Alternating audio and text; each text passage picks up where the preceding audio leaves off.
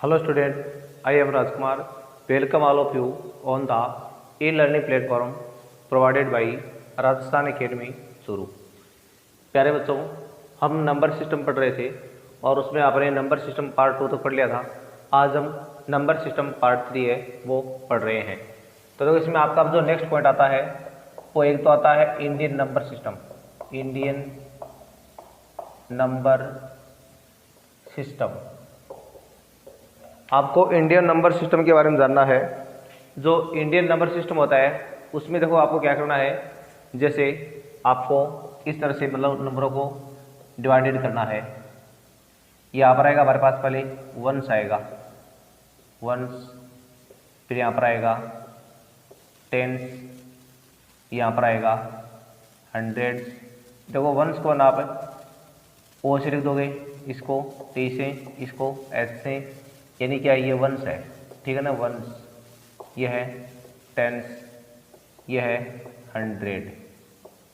इसके बाद में आपको क्या करना है, थाउजेंड लेना है, टी थाउजेंड, और थाउजेंड को लिखोगे आप टी एच ओ, ये थाउजेंड हो गया आपका।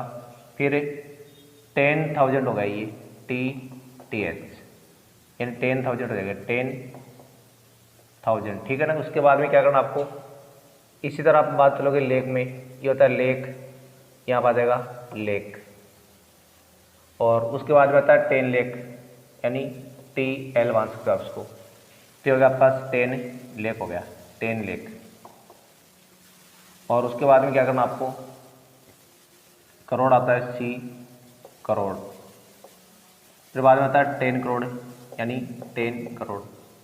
ये इस तरह से जो सिस्टम वो आगे चलता रहता है, ठीक है ना। तो आपको ध्यान रखना ये इंडियन नंबर सिस्टम होता है, ones, tens, hundred, thousand, 10,000, lakh, 10 lakh, crore, 10 crore, ठीक है ना। और बाद में आगे अरब वगैरह भी आता है, तो इतना आप इसमें यहाँ तक याद रखोगे। अब होता है international number system. International number system, जब आप इंटरनेशनल नंबर सिस्टम की बात करते हो तो इसमें आपको ध्यान रखना है भाई, इंडियन में तो क्या होता है, पहले तो आपके तो 3 नंबर आते हैं, ये यहाँ कोमा लगानी है आपको, फिर 2 के बाद में आपने क्या लगना है, ऐसे कोमा लगानी, ठीक है ना, इस तरह से। और इसमें क्या करना आपको, यहाँ पर आता है हमारे पास सबसे पहले क्या, इसमें तो पहले आपका आता है ओ, यानी वंस आता है, तो आप लिखोगे वंस। उसके बाद में क्या आता है, टेंस, टी आता है, तो लिखोगे आप टेंस। फिर लिखोगे आप हंड्रेड, एच, हंड्रेड हो जाएगा, हंड्रेड, हंड्रेड, ठीक है। उसके बाद में आप लिखोगे थाउजेंड, यानी टी एच, थाउजेंड आ जाएगा।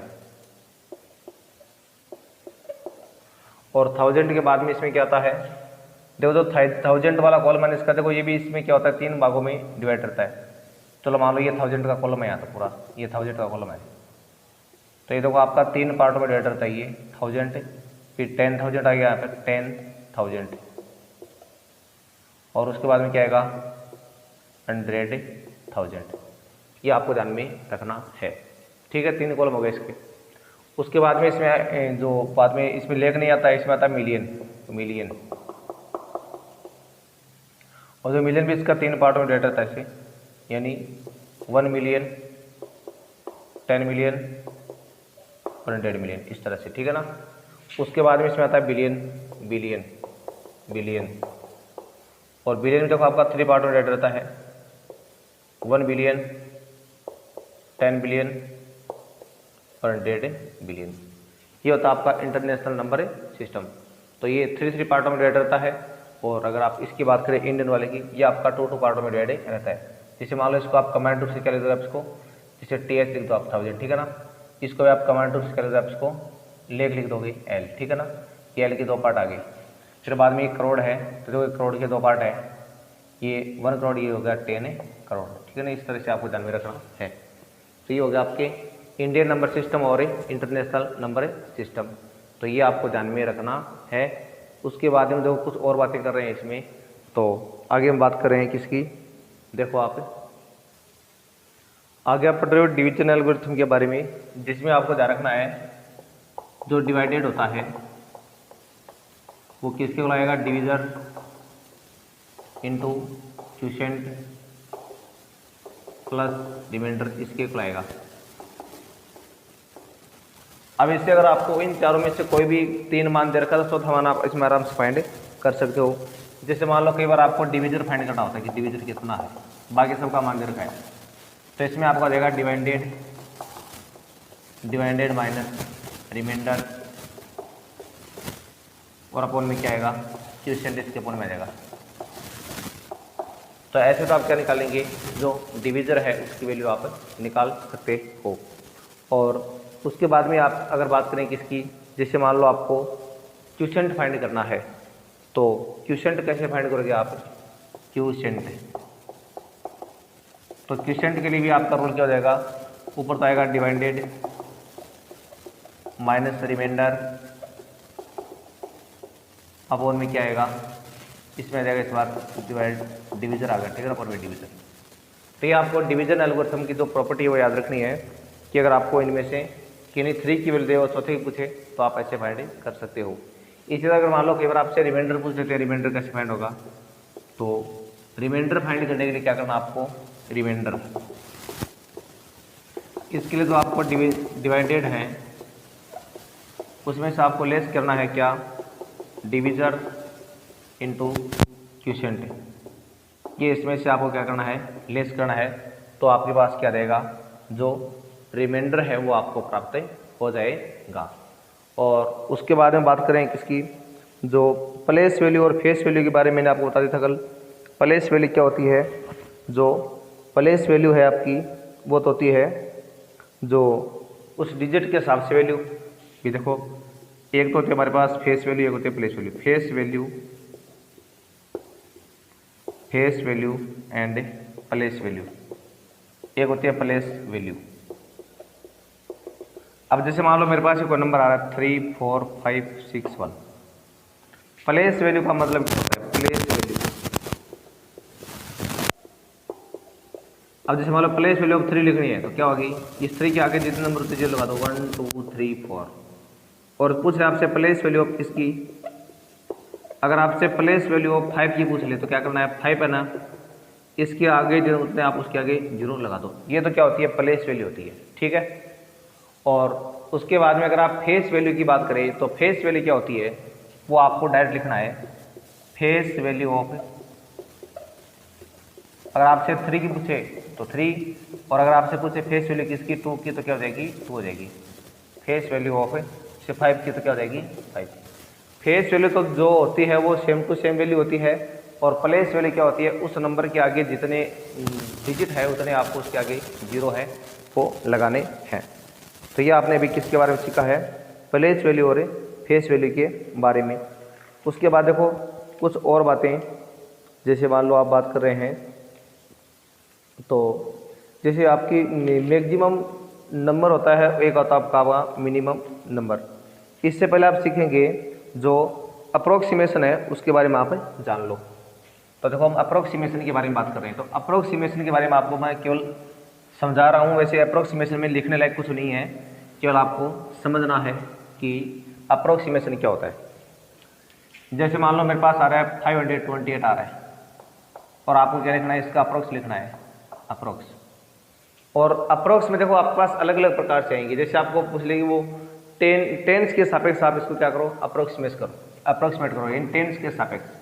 अब टेंस के सापेक्ष का मतलब कि आपको 2 डिजिट देखने ये दोनों 28। अब देखो 28 के इधर तो क्या आता है, 20 आता है, इधर क्या आता है, 30 आता है। दोनों में से किसके नज़दीक है, ये 30 के नज़दीक है, तो ये क्या बन जाएगा आपका 530 बन जाएगा। ठीक है, समझ में आ गई बात। इसी तरह मान लो मेरे पास ये आता है 523 आता है, इसको अप्रोक्सीमेट करना आपको, किसको, 523 को। तो देखो 23 है, इधर 20 होता है इसके, इधर 30, तो नज़दीक किसके है, ये 20 के है ना, तो यह रहेगा आपका 520। तो इसका अप्रोक्सीमेट हो गया किसके, जो अलोंग में, टेंस के अलोंग में हो गया। अब देखो अगर आपसे 100 के अलोंग में पूछ ले कई बार, अब जैसे 100 के अलोंग कैसे निकालोगे आप, जैसे मान लो मेरे पास ये नंबर है 528 आ रहा है, तो इसमें आपको तीनों नंबर लेने हैं 100 तक पूरे कंप्लीट थी। अब देखो इधर तो क्या होता है 500 होता है, इधर क्या होता है 600। अब देखो ये 528 है, ये नज़दीक किसके लग रहा है, इसके लग रहा है कि वो तो काफ़ी दूर आ गया ना, तो इसका अप्रोक्सीमेट क्या हो जाएगा आपका 500। अगर 100 के सापेक्ष पूछे तो ऐसे लिखना है और 10 के सापेक्ष पूछे तो वैसे लिखना है। तो ये मैंने आपको बता दिया अभी अप्रोक्सीमेशन के बारे में।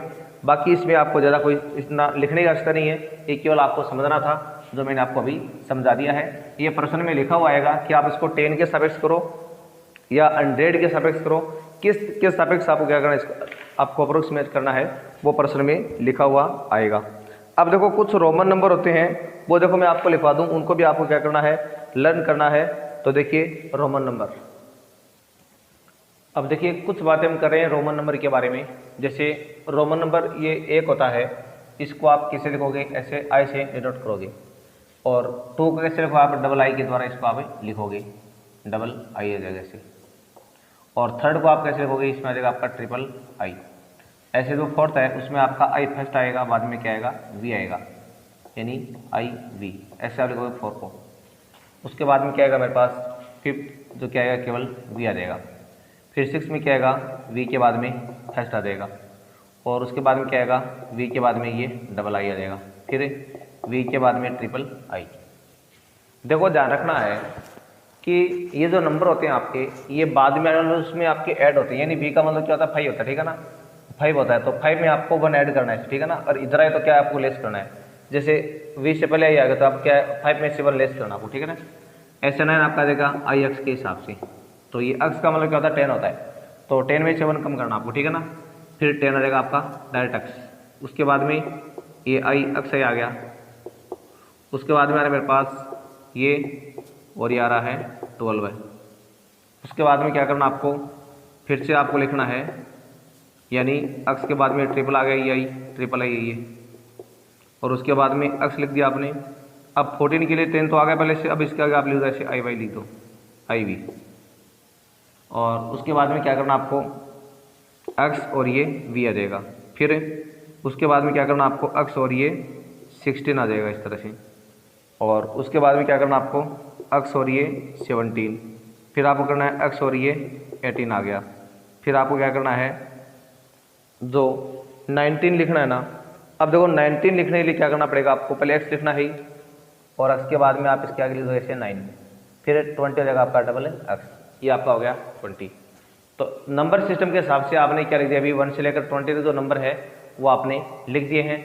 अब देखो कुछ और महत्वपूर्ण नंबर है, उनके बारे में आप डायरेक्ट सीधा याद रख लो। जैसे मान लो मेरे पास होता है 30। अब 30 का मतलब क्या हो जाएगा, ट्रिपल एक्स ये हो जाएगा। इसी तरह से जो मान लो आपके पास होता है 40 के लिए आप क्या हो जाएगा, ये 4x हो जाएगा। या 40 के लिए आपके पास अलग भी रूल है, जिसे 40 लिखोगे आप, या तो आप क्या लिखोगे ऐसे 4x लिख दोगे। ये इसका रूल आपका क्या होता है, ऐसे हो जाएगा आपका एक्स एल की फॉर्म में, क्योंकि 50 का मतलब क्या होता है, एल होता है। 50 का मतलब एल होता है, तो क्या हो जाएगा 40 के लिए आपका एक्स इसके अगर आगे लग गया है तो वो 50 में से 10 लेस हो गए हैं, तो क्या हो जाएगा एक्स एल, ठीक है। और उसके बाद में अगर हम बात करें किसकी, 50 के बाद जैसे मान लो मेरे पास आ रहा है 75 आ रहा है मेरे पास 75। अब देखो 75 का मतलब क्या होता है, 75 का मतलब होता है कि जो आपको पहले लिखना है 50, उसके बाद में आपको क्या लिखना है 25। तो देखो ये तो मेरे पास क्या है 50, सॉरी ये, उसके बाद में 25 का मतलब क्या हो गया, एक्स और ये 5, ये हो गया 25। इसके बाद में आप जैसे आपने लिख दिया 90 लिखा आपने। अब देखो 90 का मतलब क्या होता है, 90 का देखो 100 जो होता है ना, 100 का मतलब ऐसे क्या होता है, सी होता है। 100 का मतलब क्या होता है, सी होता है। देखो जब 100 का मतलब सी होता है तो 90 का मतलब इसमें से आपको 10 कम करने, तो आप इसको क्या कर देंगे, एक्स सी कर देंगे। तो एक्स सी का मतलब क्या हो गया, ये 90 हो गया है।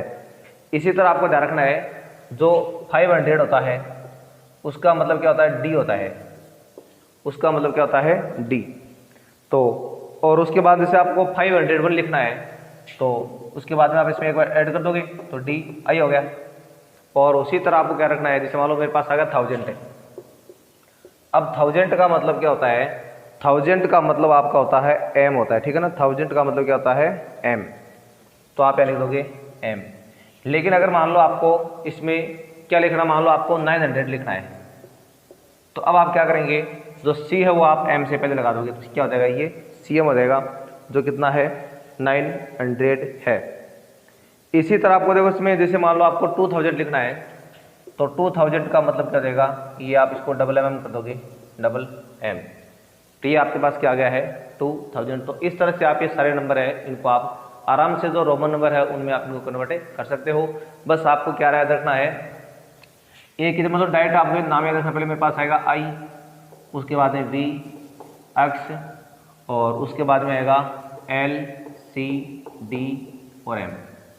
ये इतने वर्ड आपको क्या करने हैं, याद रखने हैं। I, V, X, L, C, D, M। I, V, X, L, C, D, M क्या है, बिल्कुल क्रम से लिखे हुए नंबर है। क्रम से लिखने का मतलब ये 1 को डिनोट करता है, ये 5 को डिनोट करता है, ये 10 को डिनोट करता है और ये 50 को डिनोट करता है, ये 100 को डिनोट करता है, ये 500 को डिनोट करता है, ये 1000 को डिनोट करता है। तो ये आपने कुछ इस तरह से 7 नंबर लिखे हैं जो इस तरह से आपस में क्या करते हैं, डिनोट करते हैं। अब क्रम देखो कैसे याद रखना है। आप कई बार क्या आप गड़बड़ कर देते हो कि जैसे मान लो आपके समझ में नहीं आया कि इस क्वेश्चन में आपसे पूछा क्या है, उसमें आपको लिखना क्या था, तो उसका देखो तरीका देखो। अगर ये इस क्रम से लिखे हुए आते हैं, मेरी बात हमेशा ध्यान से सुन लो आप, अगर ये इसी क्रम से लिखे आते हैं इसका मतलब इधर वाले सारे मान उस बड़े वाले में से क्या होंगे, लेस होंगे। यानी अगर सबसे बड़ा नंबर पहले आ रहा है, उसके बाद उसे छोटा नंबर आ रहा है, फिर C आ रहा है, फिर L आ रहा है, फिर X आ रहा है, फिर V आ रहा है, फिर I आ रहा है, तो इस बात का मतलब ये हुआ कि बड़े वाले नंबर में छोटे वाले सारे नंबर क्या होंगे, ऐड होंगे। सबसे बड़ा नंबर क्या है मेरे पास 1000, उसके बाद में 500, उसके बाद में 100, उसके बाद में 50, उसके बाद में 10, उसके बाद में 5, उसके बाद में 1। इन सबको आप ऐड करोगे ना, जो नंबर प्राप्त होगा वो उन नंबर क्या बनेगा, इस नंबर की संख्या बनेगी। अगर मान लो यही उल्टे क्रम में आ देते हैं, आपको ध्यान रखना है जो क्रम हमेशा क्या रखना आपको, इस क्रम से अगर नंबर आते हैं तो वो नंबर आपके सारे आपस में क्या होते हैं, ऐड होते हैं। अगर इनमें कोई किसी का क्रम पहले आ जाता है तो वो नंबर उसमें क्या होता है, लेस होता है। जैसे मान लो मेरे पास एक तो आता है MD, एक आता है मेरे पास DM। अब देखो MD का मतलब क्या है, M के बाद M बड़ा नंबर है, छोटा बाद में है, तो बड़ा नंबर आपका हो गया 1000, छोटा 500 और ये नंबर आपका कितना आ गया 1500 आ गया। लेकिन देखो D अगर इससे पहले आ गया है तो आपको क्या करना है, 1000 में से इसको लेस करना है और मेरे पास नंबर क्या माना जाएगा, ये 500 वो माना जाएगा। तो ये क्रम भी आपको ध्यान में रखना है। इसके अलावा देखो आपको एक बात और याद रखनी है, असेंडिंग और डिसेंडिंग ऑर्डर है, उसके बारे में भी आपको ध्यान में रखना है कि असेंडिंग और डिसेंडिंग ऑर्डर क्या होते हैं। असेंडिंग ऑर्डर का मतलब क्या होता है, नंबरों को आपको यानी स्मॉल से आपको ग्रेटर की ओर लिखना है। यानी आप बात करें हैं असेंडिंग ऑर्डर की, यानी असेंडिंग ऑर्डर। असेंडिंग ऑर्डर का मतलब क्या होता है, पहले आएगा स्मॉल नंबर, उसके बाद में उससे ग्रेटर, उसके बाद में उससे ग्रेटर, ये इससे ग्रेटर। तो ये तो कहलाता है आपका कौन सा, असेंडिंग ऑर्डर। एक मेरे पास होता है D ascending order, D ascending order. तो इसको आप लिखेंगे, इसमें आपका पहले सबसे मैक्सिमम नंबर पहले आएगा। जैसे मान लो आपने लेवल 10 ले लिया, इससे ले सारा बाद में 9, फिर मान लो 7 आ गया, फिर मान लो 4 आ गया, कुछ भी आ गया मान लो, ये कहलाएगा आपका कौन सा ऑर्डर है, डी असेंडिंग ऑर्डर। तो ये आपने अभी नंबर सिस्टम है उसका आपने पार्ट जो 3rd है उसका आपने स्टडी कर ली है। और आज के लिए बस इतना ही। बाकी जो प्रश्न है उनको इस टॉपिक में से कैसे प्रश्न एग्जाम में आते हैं, उनको कैसे आपको सॉल्यूशन करना होता है, वो सब आगे नेक्स्ट वीडियो में देखेंगे। तब तक के लिए आपको नमस्कार, धन्यवाद।